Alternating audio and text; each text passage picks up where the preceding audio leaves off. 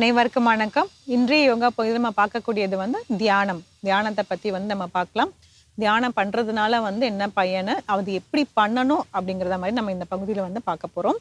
நிறைய ஆசனங்கள், முத்திரைகள், பிராணாயாமா எல்லாமே பார்த்துட்டோம். அக்குப்ரெஷர் பாயிண்ட்ஸ்லாம் பார்த்துட்ருக்கோம். இப்போ தியானத்துக்கு வந்துடலாம்.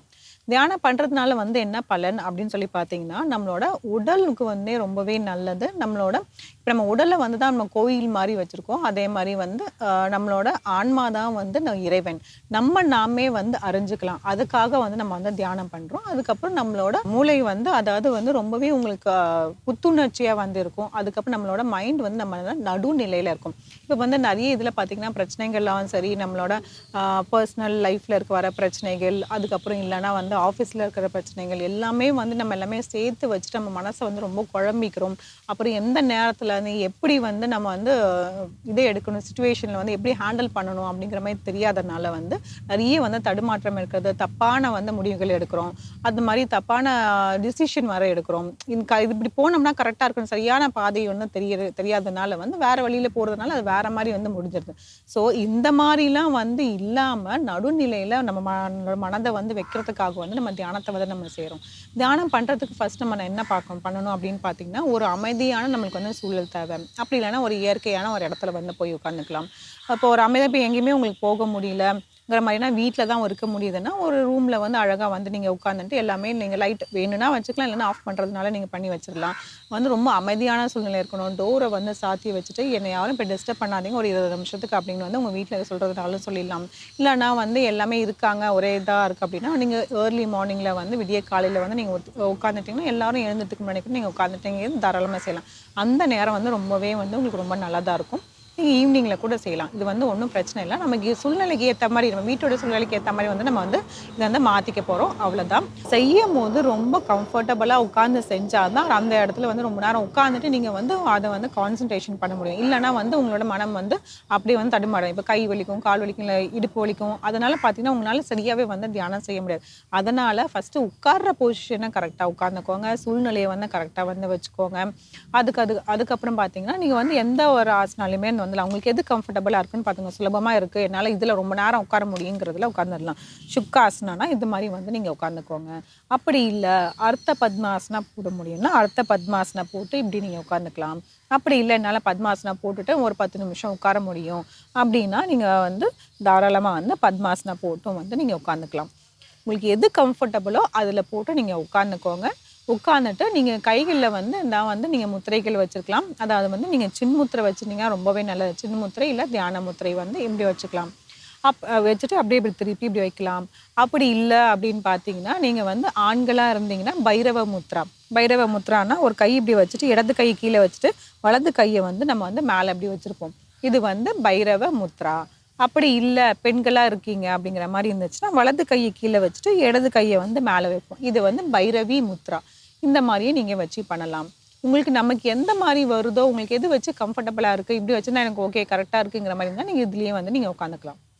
இந்த மாதிரி உட்காந்துட்டு நீங்கள் நல்லா முதுகு தண்டை நேராக வச்சுக்கணும். தலை, கழுத்து, முதுகு தண்டு நேராக வச்சாதான் அதோட பிராணா உள்ளே போயிட்டு வரும்போது கரெக்டாக உங்களுக்கு எல்லாமே இருக்கும். அதுக்கப்புறம் பார்த்தீங்கன்னா கண்களை மூடிக்கணும். கண்களை மூடிட்டு தான் நீங்கள் கம்பல்சரி அதை பண்ணுற மாதிரி இருக்கும். ஏன்னா உங்களோட நீங்கள் இதெல்லாம் பண்ணும்போது உங்களுக்கு எனர்ஜி நிறைய வரும். அந்த எனர்ஜி நீங்கள் வெளியில் போகாமல் இருக்கிறதுக்காக நம்ம கண்கள் மூடிக்கிறோம். நம்மளோட துவாரங்கள் உடலில் துவாரங்கள் அதிகமாக இருக்குது. காது வழியாக, மூக்கு வழியாக, எல்லா வழியாக நம்ம போகும். ஆனால் முடிஞ்ச அளவுக்கு நம்ம அந்த இதை வச்சுருந்தோம்னா கரெக்டாக இருக்கும். கண்களை மூடி வச்சுருந்தாலும் உங்களுக்கு அந்த ஃபீல் நல்லாவே வரும். அது செய்ய தான் உங்களுக்கு தெரியும். இப்போ என்னால் முழுமையாக ஃபஸ்ட்டு எடுத்தோடனே ஒரு 10 நிமிஷம் இல்லை 20 நிமிஷம் என்னால் உட்கார முடியல தொடர்ந்து அப்படின்னு பார்த்தீங்கன்னா ஒரு 5 நிமிஷம் மட்டும் உட்காருங்க போதும். இது செய்யும் போது பார்த்தீங்கன்னா நீங்கள் மனசை ரொம்ப தூய்மையாக வச்சுக்கணும். உங்கள் உடல் தூய்மையாக இருக்கும். அதுக்கப்புறம் நீங்கள் மனசும் தூய்மையாக வச்சுக்கலாம். இப்போ உங்களுக்கு மனசு ரொம்ப இதாக வேணும் அப்படின்னு பார்த்தீங்கன்னா நீங்கள் கோவிலுக்கு கூட போகலாம். நிறைய பேர் இப்போ நம்ம பார்த்தீங்கன்னா கோவிலில் போனீங்கன்னா நம்ம மனசு ரொம்பவே நம்ம சந்தோஷமாக இருக்கும், ரொம்ப நல்லா இருக்க மாதிரி தெரியும். அதாவது எதனால அப்படின்னு பார்த்தீங்கன்னா பாசிட்டிவ் வைப்ரேஷன், பாசிட்டிவ் எனர்ஜி நம்மளுக்கு கோவிலுக்கு போனால் நம்ம கிடைக்கிது, இறைவனை வேண்டுறதுனால கிடைக்கிது. அதே மாதிரி நீங்கள் போனால் நீங்கள் தியானம் பண்ணுறதுனா கோவிலில் போய் பண்ணலாம். போக முடியாத பட்சத்தில் நம்ம வீட்டில் உட்காந்துட்டு நம்ம இந்த மாதிரியும் செய்யலாம். ஃபஸ்ட்டு ஆரம்பிக்கும் போது எப்படி பண்ணணும் அப்படின்னு பார்த்தீங்கன்னா நம்மளோட மனம் நல்லாவே அலைப்பாயும். இப்போ இங்க ஒரு இடத்துல நம்ம நனைஞ்சிட்டே இருக்குன்னா திடீர்னு வந்து வேற இடத்துல நனைப்பு போயிடும். இப்போ பெண்களாக இருந்தால் பார்த்தீங்கன்னா நம்ம அடுத்து நம்ம என்ன செய்யணும், அடுத்தது என்ன சமைக்கணும், பசங்க வந்துருவாங்க, அவங்களுக்கு ஏதாவது தரணுமா, வீட்டுக்கார் வந்துருவா, அந்த மாதிரிலாம் பண்ணுறதா இருந்தால் அடுத்தடுத்தது வந்து அப்படியே போயிட்டே இருக்கும். இப்போ ஆண்களுக்கும் பார்த்தீங்கன்னா அடுத்தடுத்து வேறு பிரச்சனைகளும் போயிட்டே இருக்கும். அதனால் வந்து எப்படி பண்ணணும்னா கண்களை மூடிட்டு உங்களுக்கு வேணும்னா ஏதாவது வந்து இறைவனோட நீங்கள் அந்த மந்திராவை வந்து நீங்கள் சாண்ட் பண்ணலாம். அதாவது வந்து உங்களுக்கு என்ன தோணுதோ அதை மாதிரி நீங்கள் சின்ன மந்திரமாக இருக்கணும். ஆனால் ரொம்ப பெருசாக வந்து எடுத்துக்க போகிறீங்க. ஒரு சின்ன மந்திரமாக நீங்கள் வச்சுட்டு அதை அப்படியே வந்து நீங்கள் சொல்லிக்கிட்டே இப்போ வந்துட்டே இருக்கலாம். இப்படி சொல்லிகிட்டே இருக்கும்போது பார்த்தீங்கன்னா கண்களை மூடி நீங்கள் மனதளவில் சொல்லணும். வாய் விட்டு வெளியில் சொல்லணும்னு அவசியம் இல்லை. மனதளவில் மென்டலாக வந்து நம்ம சொல்லிகிட்டே இருக்கலாம். சொல்லிகிட்டே இருக்கும்போது என்ன ஆகும்னா நம்மளோட மனம் கண்டிப்பாக வெளியில் போகும். அப்போ வந்து நம்ம என்ன செய்யணும்னா மறுபடியும் வந்து நீங்கள் அது கூடவே கொஞ்சம் நேரம் அப்படியே நீங்கள் ட்ராவல் பண்ணிவிட்டு நீங்கள் மறுபடியும் வந்துடணும். ரொம்ப நேரம் அந்த தாட்டுக்கு உள்ளேயே போயிடக்கூடாது. உள்ளேயே போயிட்டு அது பண்ணிடக்கூடாது. மனம் போகிற போக்கிலே அப்படியே போயிட்டு நம்ம மறுபடியும் வந்து நம்ம மனதை நமக்குள்ளே கட்டுப்பாட்டு கொண்டு வரணும். மறுபடியும் அந்த தாட்லேருந்து வந்துட்டு மறுபடியும் வந்து நீங்கள் அந்த மந்திரத்தை சொல்கிற மாதிரி இருக்கும். இந்த மாதிரி தான் நம்ம கொஞ்சம் கொஞ்சமாக வந்து நம்மளை மெருகு எடுத்துக்கிட்டே வந்து அழகாக பண்ணிக்கிட்டே போகணும்.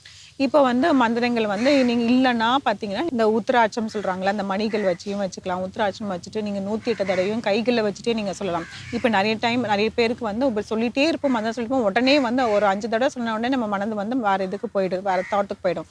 அப்போ வந்து பார்த்தீங்கன்னா நீங்கள் இந்த கைகளில் வந்து இந்த மணிகள் வச்சுட்டையும் நீங்கள் தாராளமாக சொல்லிட்டு வரலாம். இல்லை உங்களுக்கு பிடிக்கலனாலும் நீங்கள் வெறும் முத்திரையை மட்டும் வச்சுக்கலாம்.